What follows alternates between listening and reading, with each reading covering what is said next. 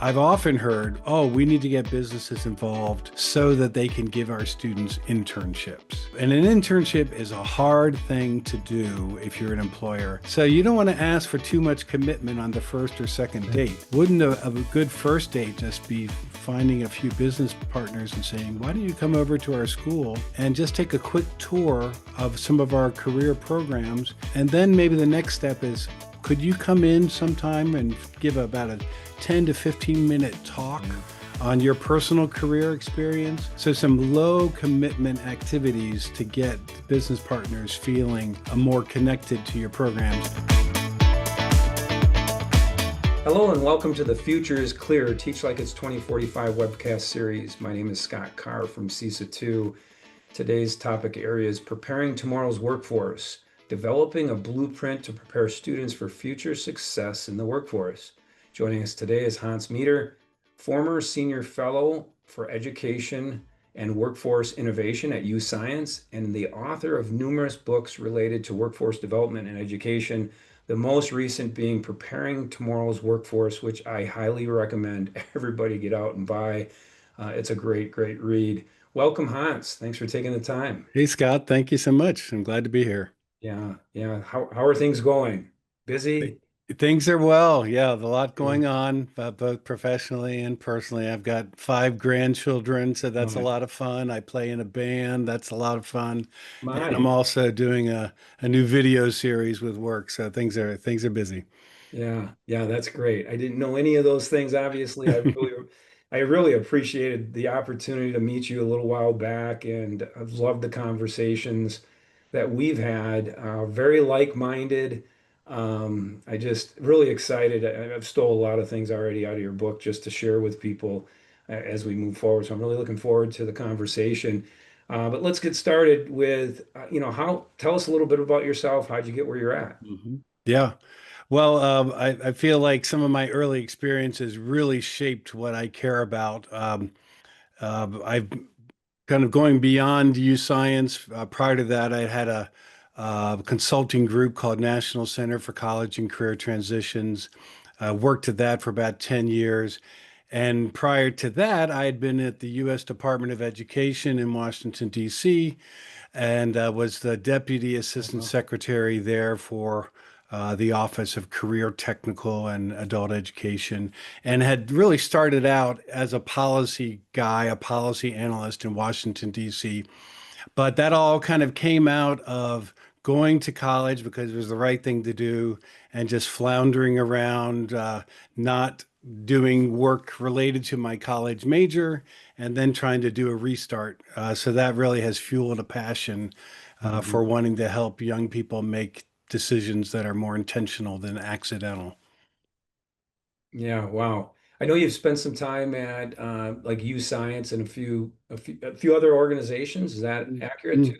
Yeah, most of that 2 years with UScience, NC3T, my former Yeah, organization, yeah, we had created a work-based learning tool, and we also had consulting, and we were acquired by UScience. So I worked there for a couple of years, and then decided to go back out on my own consulting at the beginning of 2025. yeah. Wow, great, great history. All right, dive in here a little bit. I like to start with the why and talk a little bit about why our educational system needs to shift, change, say it however you like. Yeah. We need some improvement, I think. But I know with your most recent book, Preparing Tomorrow's Workforce, that preparedness approach, um, where you really talk about the importance of empowering every student for a future ready workforce, which I'm really excited to talk about. With that, why do you see the need for our educational system to change so we can see, these types of things being able to be offered within our system? Yeah. Well, I often think about systems. Systems usually deliver what they're designed to deliver. Mm. And for a number of decades, our education system has mostly been focused around helping develop academic skills so that young people can go to college, which was kind of seen as the the way to have economic and personal well-being. Hmm. What's been happening is really since the early 1990s, but now it's accelerating, is that our economy and the ways to be successful, there's a lot more variety, a lot more opportunities, but also a lot more confusion. And in the book, I talked about this idea of the AI convergence. A lot of things that have been developing for about 15 to 20 years, automation, robotics, uh, electric vehicles, those things then combine when AI, a generative AI, came public in 2022, those things have really started to converge. And the conclusion, I can give you some data around this, but the conclusion is that now more than ever, people need to develop the skill set to be Hmm. able to navigate their personal career path. Just going to college, even if you do well and you finish, about 45% of college graduates say, "Oh, I picked the wrong major. I wish I had done something different." And these were the ones that stayed in and finished college. And we know there's a lot of drifting out and dropping out. So it just tells us that in today's complicated environment, more than ever, people need the skill set to be able to navigate their personal career path. Yeah, yeah. Well, you say it well because I think back to myself as finish. I've said this numerous times. I graduated in the mid '80s, if you would, and that was that was the college for all direction startup back then, late '70s, '80s. My dad looked at me and said, "Well, you can go to college or drive a truck." My dad was a truck driver at the time, and I'm like, "I'll go to college," but I entered into college without knowing really kind of what I wanted to do Yep, and what I wanted to get into. And it took yep, me, 5+ years to go through that experience. So, yep, but yeah, I like how you mentioned, I think I saw this in your book, or maybe I heard it on a pod that you're on, that most of us can't really recall that impactful career exploration experience that we went through. Again, it goes yep. back to me. I remember sitting in front of my counselor. My dad probably called that guy and said, "Hey, you better have a conversation with my son." But so what are some practical engaging activities that you can see Yeah, within a school system to help with that yeah. um, experience? Well, going back, I'm a little bit older than you, and when I went through high school, and I think it might have been because I was on the so-called college track, even though no one told me Mhm. that, that I didn't get any career exploration or Wow. advice. I think people thought, well, this kid, staying out of trouble, he's getting decent grades, he's fine. But even more recently, there's been a really good survey of relatively recent college graduates and high school graduates, and about 60 or 65% say, I didn't take any kind of a career exploration class or course or Mhm. experience when I was in high school. And knowing what I know about schools, I think that's probably not true. I think probably a lot of them did get something around career exploration, but the fact is they don't really remember it. And Mhm. if you don't remember something, it means it really didn't have an impact on you. Right. So, probably the way we're doing career exploration, career guidance for most young people just isn't enough of an intensity to really stick with them and Mhm. help them, remember it and let alone use it to influence some of their decisions. So I could give you a whole prescription of things that probably need to be happening, but that's definitely the evidence that Mhm. young people aren't getting probably what, for the most part, 65 or 70% aren't really getting something that's sticking with them right now. Yeah. Wow. Wow. As you say that, it again, it brings back some memories in regards to it, but also as I've worked in the educational system, same thing. I think back to my opportunity to help students understand their direction. And yeah, as I think about it, their investment in it probably wasn't at the level that it needed to be, so they weren't finding purpose in it. Um, so Let me just point out. So, like yeah. for instance, we believe that English language arts skills are really important. We Hmm. believe that mathematical reasoning is important, scientific reasoning is important, and so therefore we have have those at each grade level. Yeah, And to think that we just are going to have a career exploration experience when you're in eighth grade and maybe again when you're in 10th grade, right. that somehow that's going to really sink in.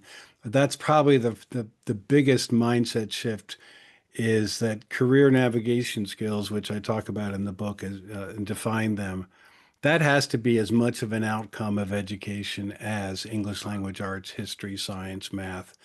That because if you can't navigate your own personal career path, it doesn't matter how much you know, if Yeah, how good your academic skills are if you don't really know what to do with them. yeah, yeah. I know it as you say that we definitely are not at that level of intensity that we need to in our school systems. And unfortunately, right, I think our school systems, though we've had some movement away from it, our school systems at the heart a lot of the time still are promoting that college for all direction. Mm, We've seen a nice shift in that to a certain I degree, but agree. I agree. not to the level that we need to. And I would imagine even in most of our homes, there's still that feeling that, college is the direction that students probably Yeah. go. But I think career technical education has really resurged. People yeah, respect it now. They think, oh, that's really good. But there may still be a little bit of, oh, that's really good for those kids who aren't going to college. right, But the reality is that even a lot of college goers, we talked about those 45% who regret what they did as a major. There's other downstream problems. A lot of young people that even go to college don't finish. There's different factors, but a career direction is one of those factors that helps tenacity, resilience. And if you don't have that, then when you hit a bunch of road bumps, then you're more likely to stop going to college and drift out of college. yeah. Um, so I lost my train of thought. There That's we all go. right, man. No, no, no. I could talk with you all day around this stuff. Let me ask you this. You talk about a hidden skills gap. Yeah. What is that? Yeah. The hidden skills gap, we have the more obvious skills gap where there's lots of companies that can't find people with the skill sets that are needed to fill good, well-paying jobs, whether they're four-year degree jobs or two-year or vocational training jobs. The hidden skills gap is really more what we call career navigation skills, and Hmm. that Frank Parsons is considered the father or the grandparent of the career counseling world. Back in 1907, he was working with a bunch of underprivileged children, young men, up in Boston, and he really boiled it down into three parts: is that you need to know about yourself, you need to know about the world of work, and then you have to have the decision making skills to take those first two factors so that you can decide which direction is best for me. So that's what, in essence, that's what career navigation skills are. They're knowing enough about yourself, not just my so-called passions, but what am I naturally kind of wired for? What kind of things might I be good at? And then my life experiences, and those might be shaping what I care about or which direction I want to go. So knowing about yourself and then knowing more about the world of work. I was a college graduate and had an interview with a really big world-renowned company, and I had never even heard of the company before. I was Yeah. completely ignorant when it came to the private sector and the world of work. Because my dad was a preacher, so I knew the church world. My mom was a teacher. I kind of knew schools because I had been in schools. But just knowing that there's all these different industries and industry sectors, and then there's careers that some of them, like computers and information tech, they kind of cut across different sectors, business, management, entrepreneurship. So there's so much to know about the world of work. And then thirdly is as you're learning about yourself, learning about the world and the world of work, and then you've got to have those thinking skills, those reflection, those decision-making skills. So you can say, okay, I think that this is probably the direction I'm going to try. We'll see if it works. And if it doesn't, here's plan B, here's plan C. Yeah, it's as you continuously talk around this, I keep thinking, where's the fit? How do we, where do we make this work within our educational system? Again, Mhm. like like I do think that there's been movement around the mindset and understanding that, college doesn't have to be the direction for all. I like to call it continuing education has to happen for everybody. And Yeah. where that happens should be part of the plan, the Yeah. viable plan that a student should have as they go through K-12. But talk a little bit about where do you see these navigation skills? Because I would Mhm. imagine the navigation skills gap is the fact Mhm. that we don't have it within our system, Yeah.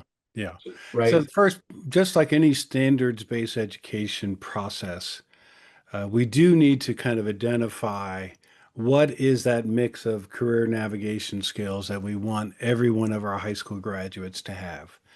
And then kind of backwards map. What Mm, are the experiences that are going to develop those skills? So defining career navigation skills, and I know you've done some work with school districts around profile of a graduate. So incorporating that into your profile of a graduate so that you're really defining the end goal for every student. And then having those experiences. So in the book, we talk about three phases of experience.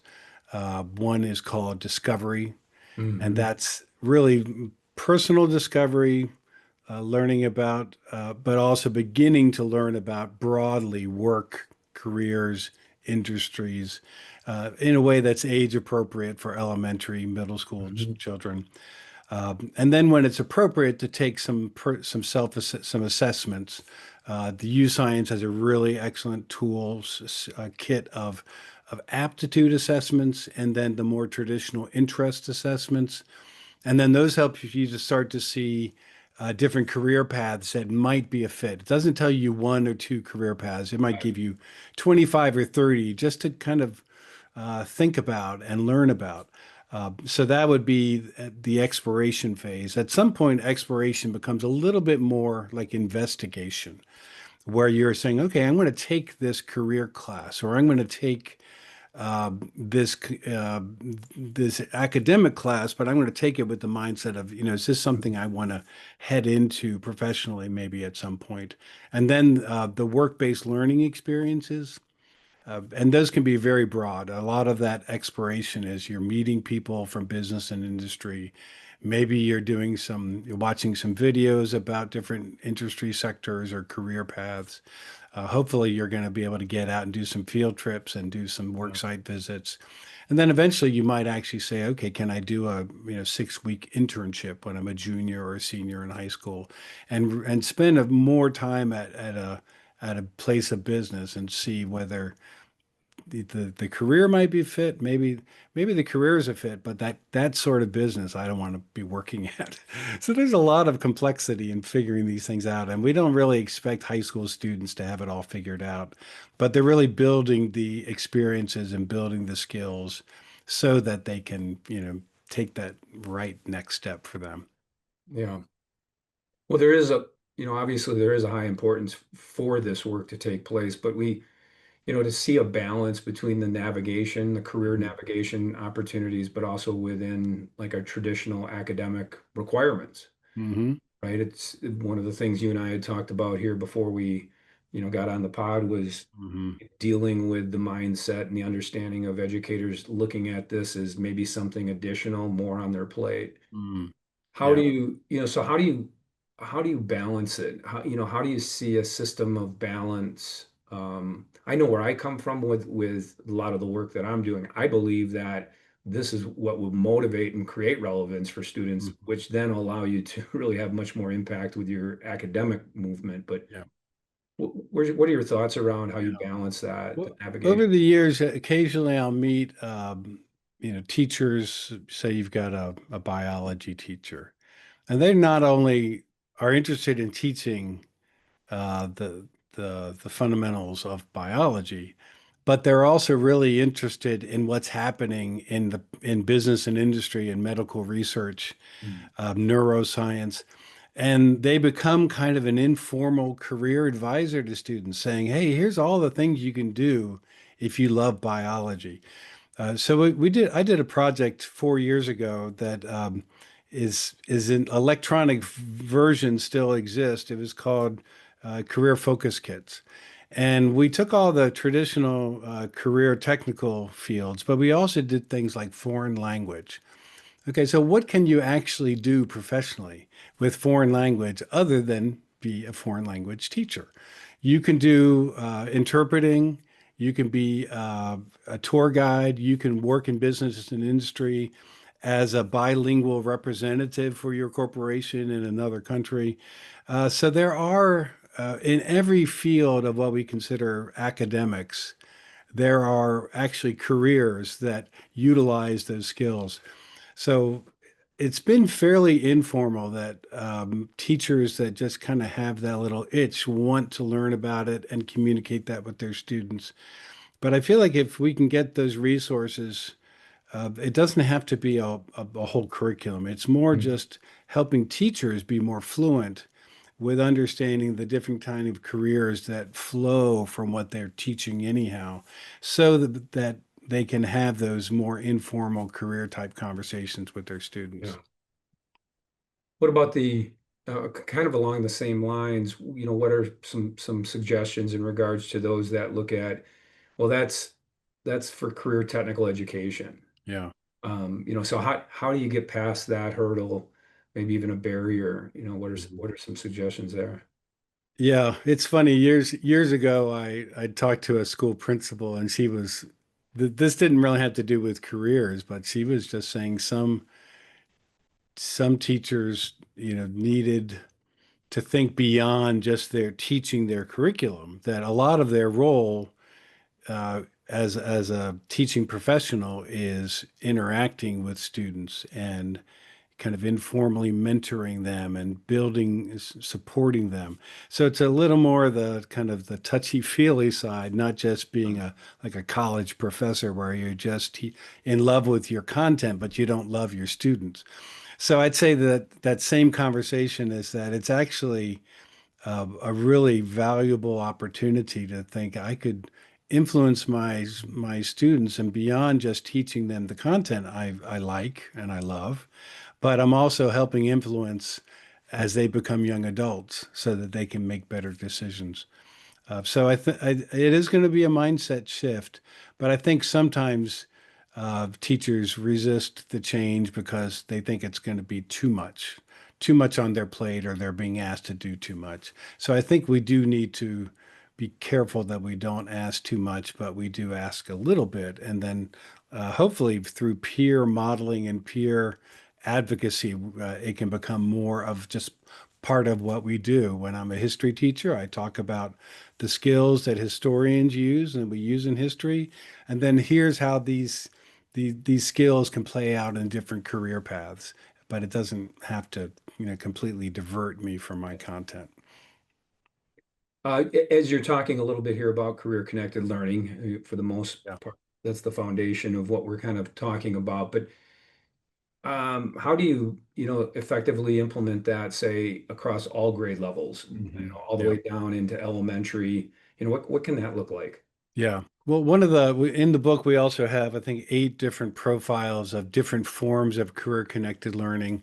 And one of the ones that I've really admired is in southern Utah, near all the great national parks and everything. It's called Washington County School District.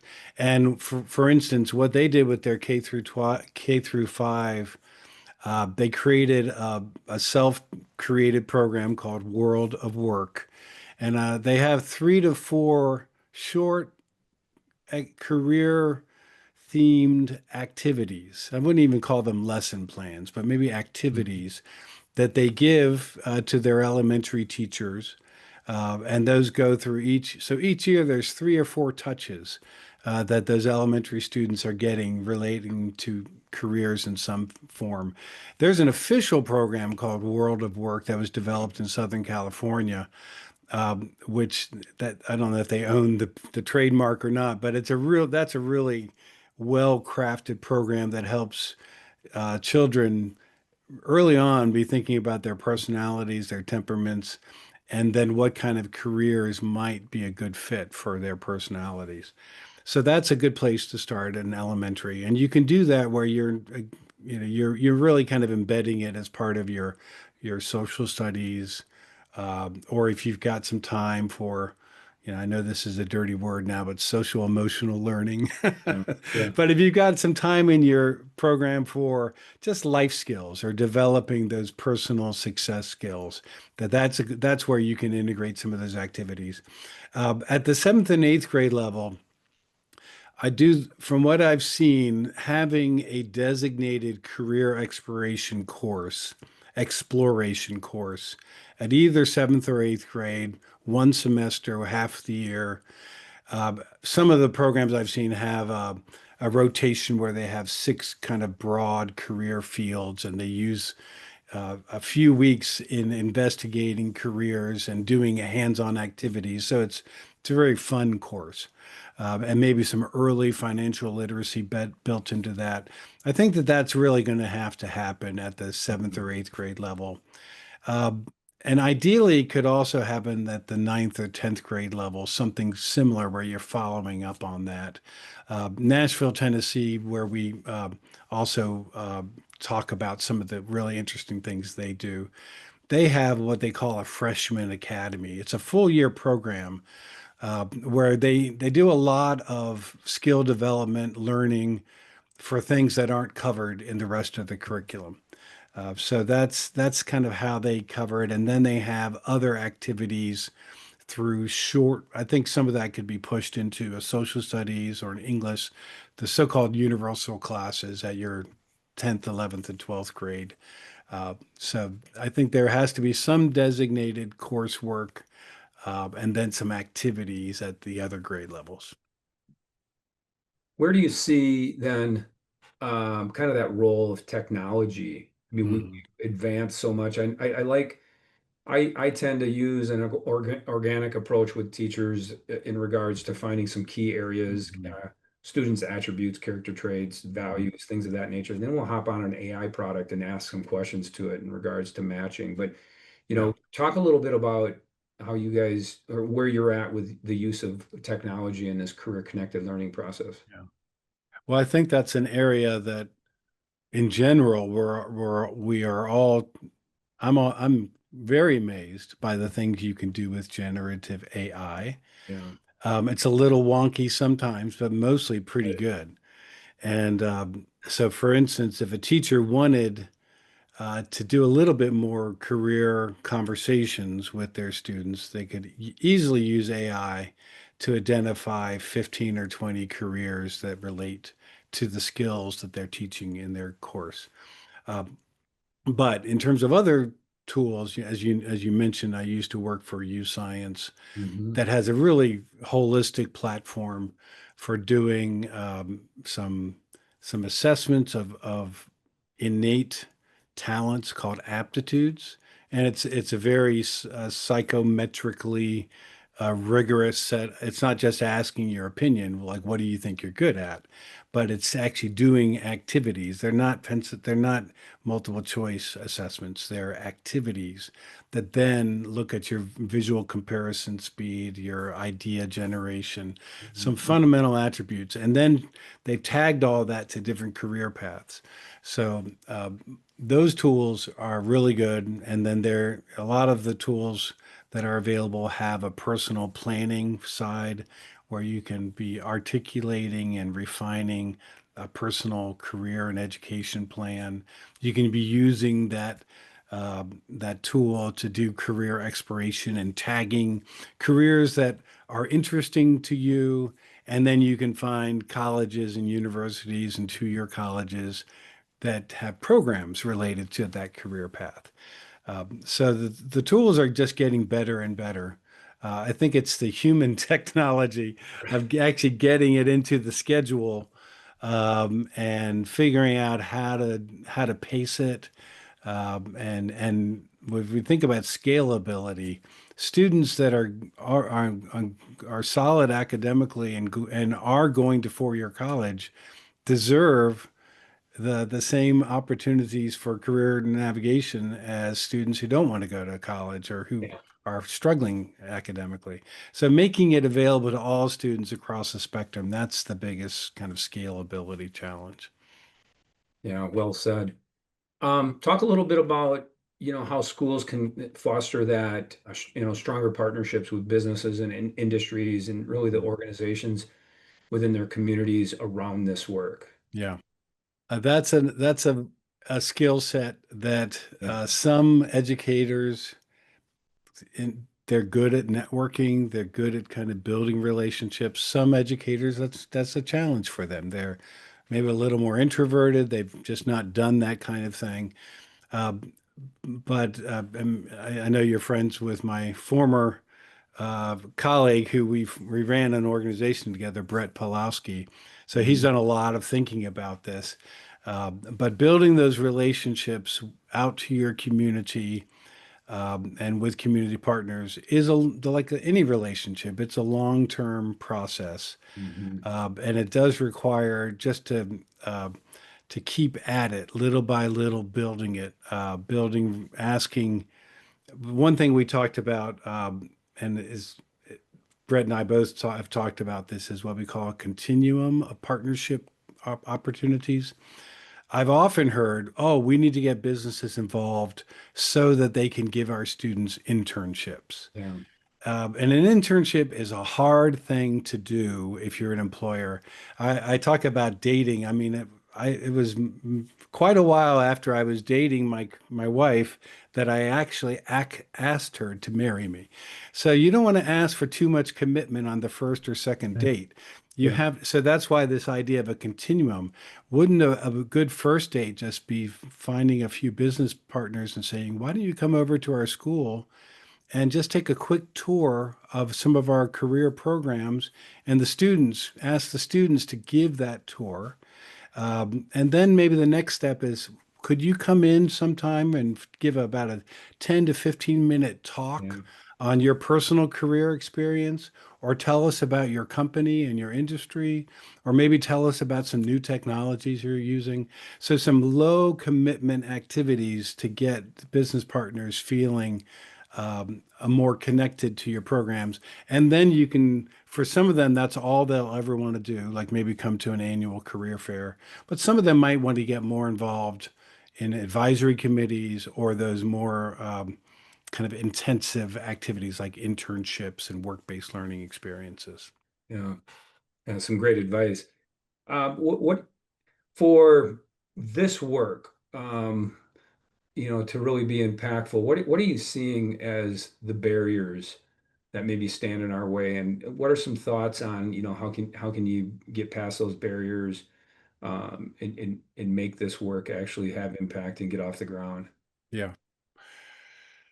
Um, Barriers, there's there's definitely a lot of kind of, I don't know if mental illness is too strong of a word, but Mm. the kind of emotional challenges that a lot of young people are dealing with. And I'm really encouraged to see the movement to limit the use of cell phone technologies during the school day and to try to break some of that addictive behavior that goes on with our mobile phones and to learn how to build relationships and conversations. So I think that's been a challenge for a lot of young people, just and probably the challenge in general of careers is that if you're in kind of a survival mode where you're just trying to get through the day or get through the week, thinking 2 or 3 or 4 years down the road is not easy. So I think that sense of emotional Mm. trauma, um, and then we've had a really intensive set of standards for our teachers to teach, and there's definitely that sense of overwhelm. I've Mm. got behavior issues and I've got all these intensive standards to teach. I can't do it all.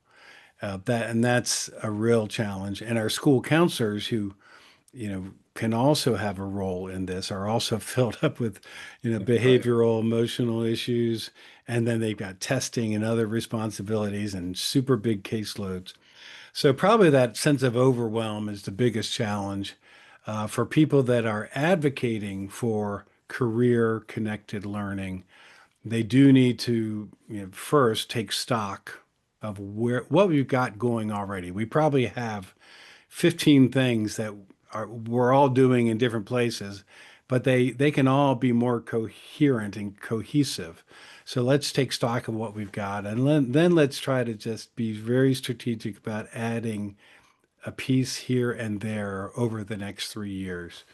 Um, but the barriers would be that sense of overwhelm, and then just challenges, more kind of broad student well-being challenges. There may be some others. Yeah, I'm sure there are. The ones that you mentioned right now are definitely ones that we talk about it with the work I do with Yeah. school districts and teachers and educators. But yeah, I yeah. think policymakers, and I know that we all see this in our schools. We always have some innovators, both in administrators and classroom educators, who are always on the cutting edge, trying new things, being innovative. And then we have a group that is just in compliance mode. Hmm. And I don't know if it's personality or the, nurture, the way things work out, but we do need to have policies that bring career navigation at least on par with academic preparation, Yeah. so that we consider career navigation skills are as important as academic learning skills as well. And then let's start to work toward making sure every student is getting equipped with those. So that's really a policy, school boards, and probably even state level policy, and then state funding mechanisms to Mm. fund. If I do think technology can be helpful, and so we need to make sure there's consistent funding for technology platforms that can streamline some of the things that need to happen. Yeah. Yeah. I agree 100%. As we lead into the end of this great conversation, I appreciate your time, but what would you offer for advice to, let's just say, a leadership team in a school district to, to move in this direction, to shift the mindsets at that initial stage? What would be some key Mhm. advice that you'd offer? Yeah. Well, I do think if you're really interested in doing that, getting a copy of the book, there's a Mhm. chapter about 10 action steps you can Mhm. take to do more of a school district-wide initiative around career connected learning. But probably the two things, one is doing that inventory of what's already happening so that you can acknowledge that. There's nothing more frustrating than feeling like you're being told to do more and no one's paying attention to what you're already doing.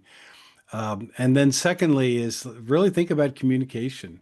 How can we communicate what we're doing, and the value or the need for every young person to be able to have better career decision-making skills, and inviting people to be part of that conversation. How can we, with everything we've got, how can we start to embrace those career navigation skills for every student? We have a whole chapter about the evidence that things aren't working. So sometimes you have to tell the bad news. But then Right. there's also really good news about how Yeah. a variety of these career connected learning strategies can really benefit young people. So we need to kind of tell the bad news and the good news, Right. but then invite people to be part of crafting the solution, and not just saying, hey, we've got this new initiative and everyone has to do it. Mhm. My wife is a second grade teacher, and I know that never goes well when Yeah. mandates just come down without any conversation or explanation, because educators are professionals and we want Right. them to act like professionals. We need to engage them as part of the solutioning. Yeah, yeah, that's really, really well said. And I appreciate you saying it. Yeah. Um, it's kind of the work, it is the work at the front end that I like to express to leadership teams and those that we start working with around it. That voice around the why needs to be there. So, It yeah. may make sense in a regional sense. Let's get principals together, people who Mm, are in leadership roles, and let's have some of these conversations where they can be a little more unguarded and really talk about how uh, to how they can embrace and advocate and lead toward career connected learning for their students. Yeah. Um, and, and trying to build a little bit more buy-in and maybe peer support among those school leaders. I think that at the school district level, the superintendent and associate superintendents, they're pretty far removed, and most school principals have a lot of authority to either Yeah. kill something or engage, support something. So so somehow engaging those school leaders at the front end would really make a lot of sense. Yeah. Yeah. Well, let's, as we end here, take a little time here if you want. What's happening in your world? Anything new that you'd like to share with our listeners? Well, the one thing I just asked folks to keep an eye out for, if you wanted to go, my new firm is called Blue Crab Talent Strategy. Blue Crab refers to Maryland, where I'm based. Blue Nice. Crab Talent Strategy, and you can go to our website. We've got a new video series that is announced at the website, and beginning in mid-November, I will start rolling out the first of 18 sessions. Mhm. No charge, just to share things I've learned over the last 25 years uh, with uh, the education community. I've taken just about everything I've experienced. There's some leadership development in there, but everything we've talked about today, there's some rolling out that video series. So that's probably the most important thing I would push people to. And then if you'd like to get a copy of the book, that you can get that at Amazon.com. Nice. Is that the location where people, if they wanted to get in touch with you, they could? Your website Yeah, there? it's Okay. Got bctstrategy.com. it. Yep. Got it. Great. And Great. my email is hans@bctstrategy.com. Got it. Outstanding. One last question for you. As you know, in our tagline, it's teach like it's 2045. What do you feel education will look like or should look like in 2045? I think we're going to be able to have more and more personalized education because one, our assessment tools are getting better, but then we're also going to be learning to use generative AI that has scoured the world of knowledge and makes it more digestible. So Right. I would hope that there'll be a really good blend of self-directed learning and career Mm, planning, and then pairing that with human interaction, mm, with real humans, not right. AI agents, Right. but real humans who can encourage you and talk to you and brainstorm with you, so that we'll spend more. That our education system, even if though it's a system, it'll still feel more personal, and that every student is more engaged and then hopefully more motivated um, Mhm. to become their personal best, and they won't feel like they're just one of thousands or millions of people that are really not cared about, but they'll really feel more cared for, and then they'll be able to really develop more as the person they're meant to be. I love that. I love the collaborative approach to it and also the personalization. Wow. Good stuff. Good stuff. Well, Hans, thanks. Thank you so much for joining us today. Really appreciate it. Yeah, thank you. Thank you, Scott. Thanks for what you're doing. Yeah, you betcha. And as we depart, remember the future is clear. Take care of everybody.